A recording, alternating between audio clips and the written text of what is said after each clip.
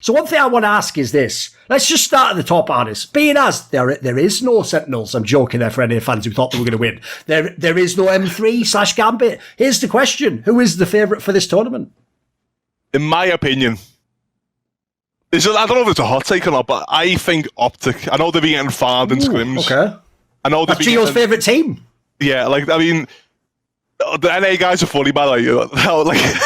The NA mentality, a little off topic here again, but the NA mentality, by the way, they are the funniest. The guys come over, every NA team, apart from the guys, we haven't scrimmed them yet. Guys come over and they start, they get a kick out of talking shit in scrims. They'll come in and they'll be like, listen, Thorin, you're shit, bro. They'll be like, your bomb site's free. They'll try to get in your head with what is it? Mental, I don't know what you call it, mental psychological warfare. Yeah, and it's so funny because you gotta realize everyone in the EU is super polite, super respectful of oh, great scrim, thank you for the time. Okay. And then the NA come over, they're like, fucking Angel, bro, what are you doing? No wonder you're 40 running it down. Do you know what I mean? The NA, honestly, when the NA people come over, it's the that's pretty good. I actually like that. It's pretty funny though. Yeah. Because the thing is, when you're not used to it, you're like, wow, what the fuck? I know, exactly. It's so obnoxious, isn't it? I know. Yeah. Mate, he's a legend. What are you doing? I remember when we first made the team, we practiced Optic, this is months ago. This is this is, I think they were called Envy or whatever they're called before. And anyway, we go in. We obviously had a few good scrims. They beat us some, we beat us some, whatever. And there was one scrim, I remember we farmed them. We were literally just dominated them the whole time. They started to pause, who the fuck are these guys? Where the fuck did these come from? I remember the FNS saying, why the fuck are you guys not at Rajcula? Who the fuck are you guys? Bro, I was in tears, bro. You know what I mean? It's sure because I'm not used to it, and then it's funny. It does make me laugh that it's the team that you're talking about is the team that have played under the two biggest Call of Duty banners, and that is such a Call of Duty team thing to do. That is yes. Which is, by the way, why I fucking love Call of Duty esports, because the just attitude and the trash talk, and it's even from the audience, if you go to a UK event, is all of that, it just never ends, and it's hilarious. So I think it's great. I feel like that's why Optic are good, by the way. They've been a team for a while, the same five. That's why I don't know. Obviously the odds and all that. Who's actually favourites? But for me, I just see them they're drilled. They know what they're doing well. They might lose to some teams, but I feel like they're the most consistent because you realise Fnatic have got standings. Liquid don't look really good. I'm gonna be honest. They're obviously they might have a wonder run. G2 are G2 are just G2. One day they'll be the fucking best team in the world, and the next day they're just how are you losing that game? For me, from what I've seen, I haven't scrimmed them yet this week or whatever it is. But what I've seen them at the games at NA, the guys just look good. Everyone in their team's good at their role. There's no one player that can say this guy's weak, this guy's weak. So I'm hedging my money towards Optic this season or this Masters. Ooh, I think that's pretty big. I'm in a similar boat because if Fnatic didn't have stand-ins, I would probably say Fnatic. And that's what I was leaning towards before. That said, because this was something I was thinking about a little towards the end of playoffs. I didn't expect Optic to do as well as they did in playoffs. And the fact that Optic were as dominant as they were has really refreshed my belief that actually this is a very, very scary team. I thought that they were really great anyway, but I thought that C9 were going to beat them. And the fact that they beat C9 and then C9 just kind of flamed out the way that they did, for me, I was oh shit. And I think also with Optic is the fact that, for example, we were talking earlier about teams that want to be the meta setting ones. They have really kind of brought this whole neon play and made it their thing. And when they first did it, it had good ideas but didn't actually work as well as they wanted it to. But for playoffs, they brought it back and they improved it. So the fact that they have really knuckled down on these ideas that they want to develop, and they've put in the work to make those ideas relatively infallible, I think is a really terrifying thing if you're another team that needs to go up against this team. Because I think Optic, ironically, because this is a problem they had at Champions, which I think is why they didn't do so great, have so much contingency. And yeah, during champs, like even just on like a smaller scale, like they would be in games like and just didn't have contingency plans when things go wrong. But I feel like this version of Optic just have so many things in their arsenal that they can just pull out and be really good at. And so yeah, it's that consistency thing that I think is the scariest thing about Optic. And I think also considering the fact that North America have been playing on this patch a little bit longer than mostly everyone else in the world, I think, maybe gives them a bit of an advantage there because they've just had the time to develop that. So they brought the new ideas in weeks like 5 and 6, whatever it was of the stage, and then they developed them in playoffs. Whereas everyone else has had to just go into playoffs and they're like, right, we just need to qualify through playoffs. We're not here to like experiment. And I think that gives them an advantage for sure. I think the biggest thing is like everyone else just looks so weak.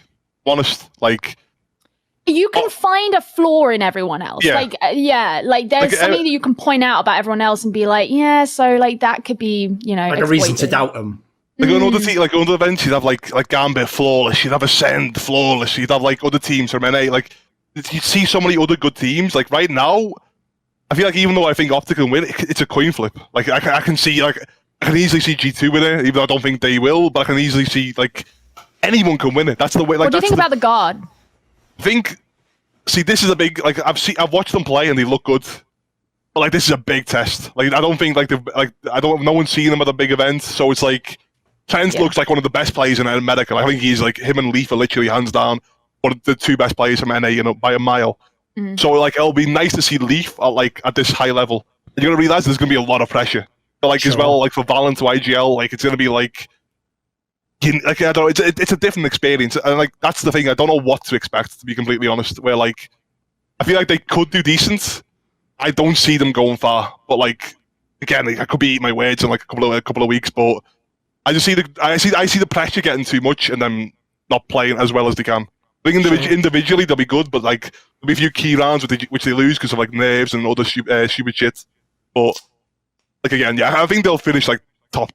Like, they'll be like top eight, I guess, top 4. Like I don't know. It's like a lot of it depends on the bracket as well. Because if you get like one of the Asian teams, like love and life, really. To be honest, like it's just the way it is, and like, you know, X10. Oh, it's not X10 anymore, is it? Zerzia. Like they could end up, you know, being a bit of an upset team again. But I like the fact that they have the grudge match with Optic as their like first thing. I think that will be a really, really fun game because obviously they are the team that eliminated Envy at Champions. But I look at that and I'm like, this version of Optic, I don't see them being able to be beaten in that game like they did. I think Optic just looked too strong. Like, and I think a lot of the game, like obviously I don't know how NA prepare for games, but you have to analyze them. Like someone needs to be in Envy's. Like I think it's Chet right now, or Chet. I think his name's Chet. Yes. Like he's got to watch them and go, listen, boys, they like to do this. Like because Asian teams are famous for like doing the executes.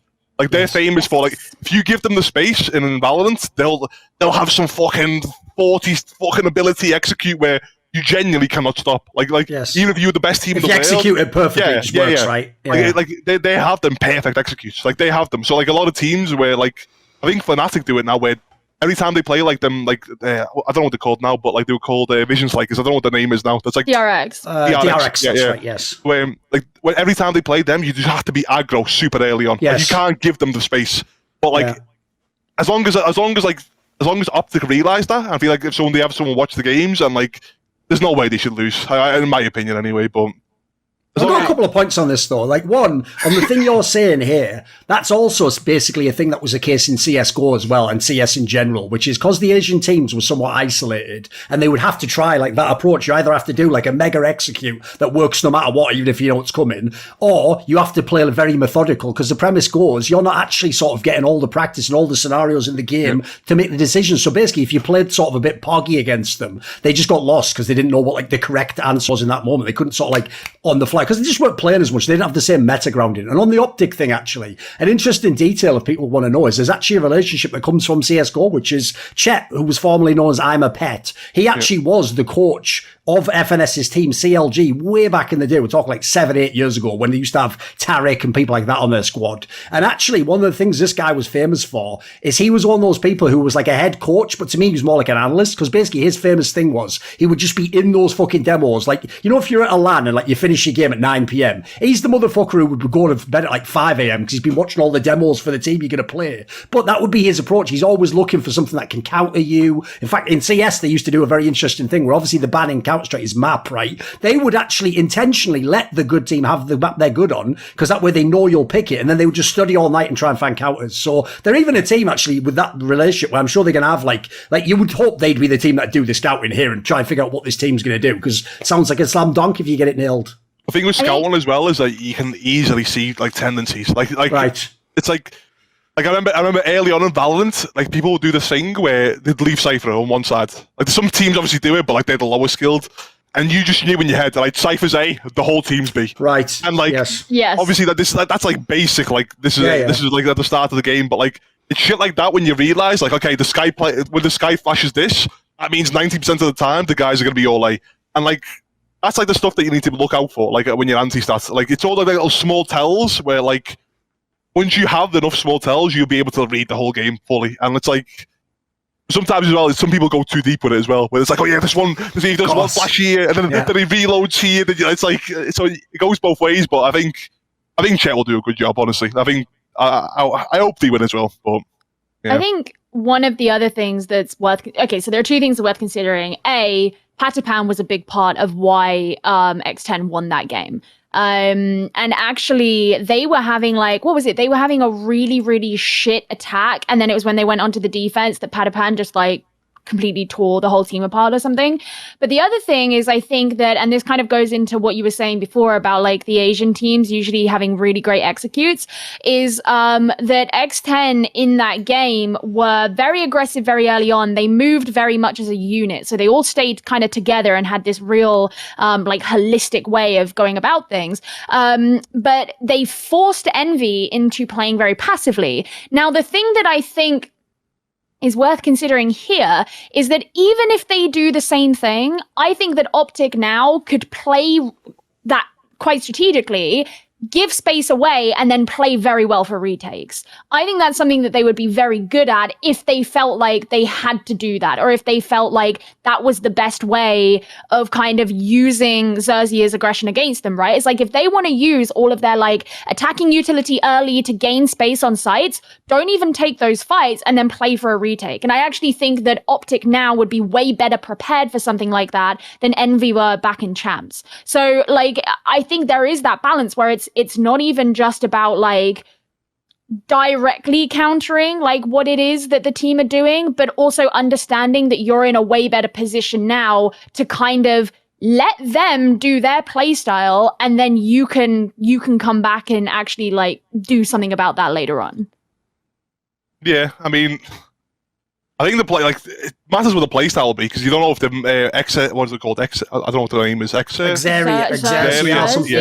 Yeah, I think that's might have like completely changed the playstyle as well, because a lot of teams like to do, whereas they just completely like they just change it up, so like everything that you look at will be completely different. So I mean, I think though even with the changes and stuff, I think Optic should be comfortable in that win. I think I think if Optic don't win that, they're going to be super down on themselves. I think so. Yeah, I mean, that's my take on it. Want to see more cool, funny, interesting clips based on topics from my content? Well, subscribe to this channel then, or, be a pleb and don't.